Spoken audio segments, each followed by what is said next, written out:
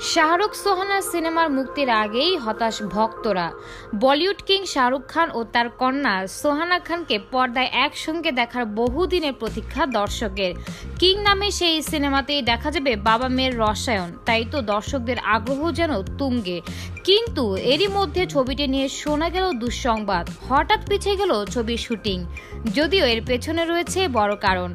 বলিউড হাঙ্গামার খবর অনুসারে শাহরুখ খানের আসন্ন ছবি কিং এর শুটিং স্থগিত হয়েছে। সূত্রের খবর, পরিচালক সিদ্ধার্থ আনন্দ এখনও ছবির স্ক্রিপ্টের কাজ শেষ করতে পারেননি। ফলে ছবির শুটিং মার্চে শুরু হওয়ার কথা থাকলেও তা পিছিয়ে গেছে, যে কারণে ভক্তরাও খানিক হতাশ বলা চলে। সূত্রের খবর, শাহরুখ খানের কিং ছবির শুটিং 2025 সালের জুন মাসে শুরু হবে। ছবিটি মুক্তির আগে সিদ্ধার্থ আনন্দ কাগজে কলমে সবকিছু পুঙ্খানুপুঙ্খানুভাবে চূড়ান্ত করেছেন। এই ছবিতে শাহরুখ খানকে প্রধান চরিত্রে দেখা যাবে। শুধু তাই নয়, কিং খানের মেয়ে সোহানা খানও এই ছবিতে একটি গুরুত্বপূর্ণ ভূমিকায় রয়েছেন।